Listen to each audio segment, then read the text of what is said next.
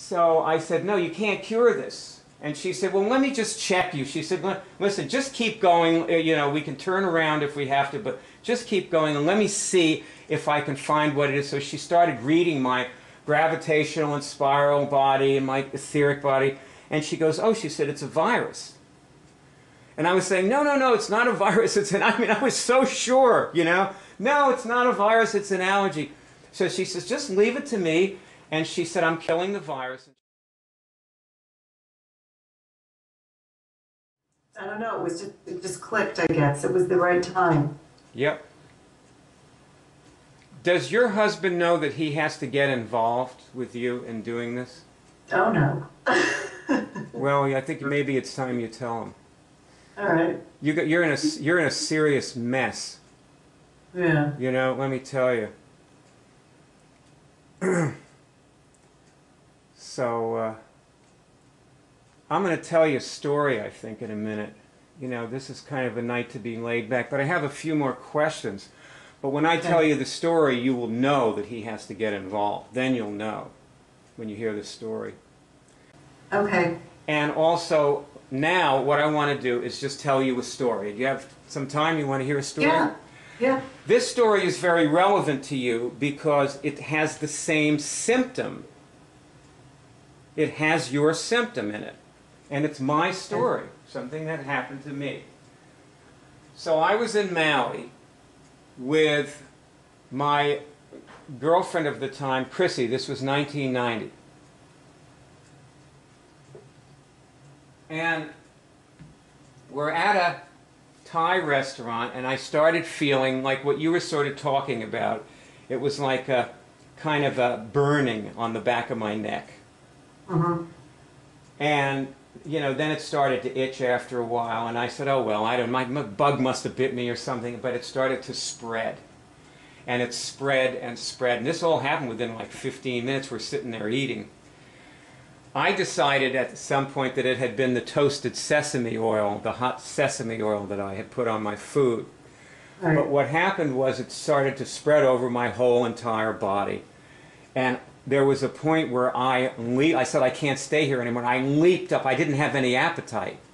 I leaped up and I ran out of the restaurant. And she came out. She was kind of mad. And at that point, I was laying in the back seat of the Jeep, and, you know, I was like, we were visiting Maui, you know, so we rented a Jeep, and I had started just like I was in agony. And what happened was it went into my mouth and also into my rectum, and it went all inside my body. So the entire surface of my body was having this reaction. And what it looked like physically was just a redness. And so we went back to the condo we'd rented, and I had my Kalima board there. I didn't know what else to do. I did a Kalima. That didn't do anything either. I didn't know what to do, what to take for it, nothing. And so I was writhing in agony. And the Kalima, you know, might have helped a little, but basically I was up all night, and I was out running at dawn. I just figured I better go running something, anything. You know, I don't want to lay here anymore.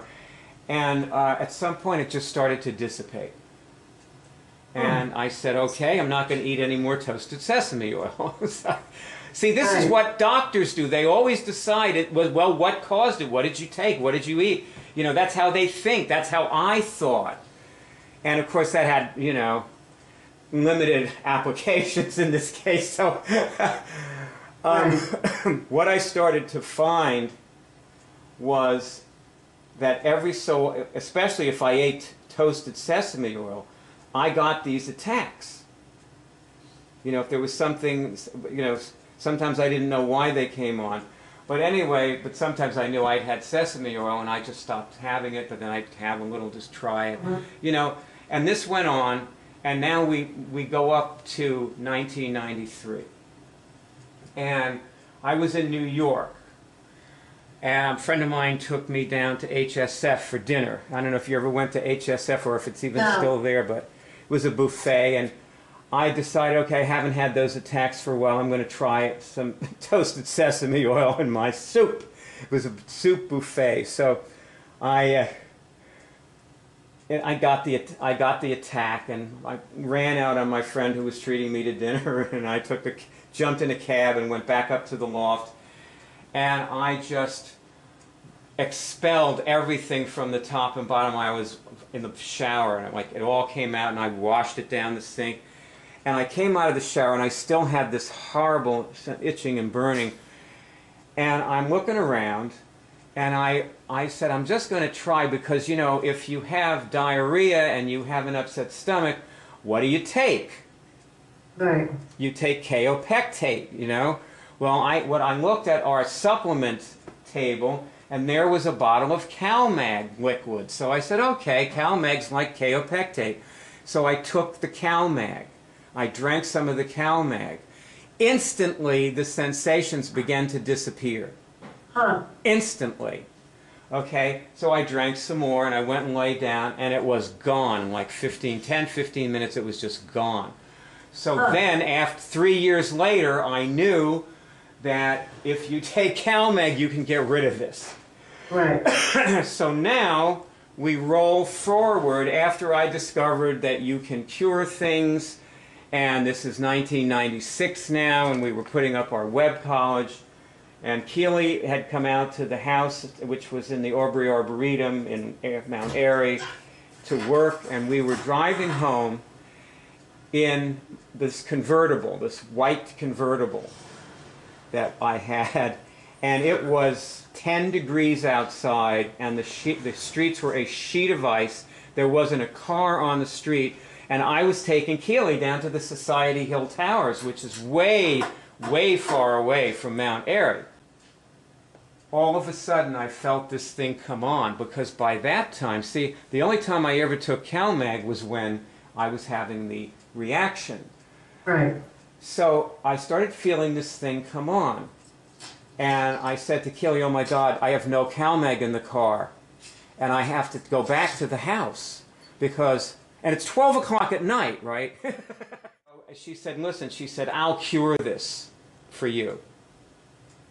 And I said, no, you can't cure it. It's substance-based. It's an allergy that, you know, I need CalMag. The idea of what we're doing is if you need a substance, then you can't cure it. You have to get the substance. So what you do is you use Immunix to access the substance. Right. So I said, no, you can't cure this. And she said, well, let me just check you. She said, listen, just keep going. You know, we can turn around if we have to, but just keep going and let me see if I can find what it is. So she started reading my gravitational and spiral body and my etheric body. And she goes, oh, she said, it's a virus. And I was saying, no, it's not a virus. I was so sure, you know. No, it's not a virus. It's an allergy. So she says, just leave it to me. And she said, I'm killing the virus, and she started killing the virus. No kidding, this disappeared. Wow. Like right there, wham. And I said, and I had to, grudgingly, because I did not want to be wrong. You know, it's funny because you'd think, God, I would be praying that I was wrong, you know, but I did not want to be wrong. And I was saying, no, you know, but I had to say, yeah, you know, the thing's disappearing, and it disappeared. And I had to admit, by the time we got to the Society Hill Towers, it was completely gone. I had no symptoms. Never again did I have this problem. Wow. Never again did I ever have to take CalMag to get rid of it. There's a little more to the story, which is I started getting leg cramps, Charlie horses. You see, I was deficient in magnesium. Right. And so there was a kind of a cofactor there. And later I went through hell because I just wouldn't take CalMag until much later. But anyway, the point is, your doctor doesn't know what you've got. What you know is that you managed to change how you feel by taking it out of your bodies. I did, yeah. Yep. So that's what you know. And so now from there, we're going to learn what we have to learn so that you cure it. Okay. Hopefully, you know. There's one other question I wanted to ask you.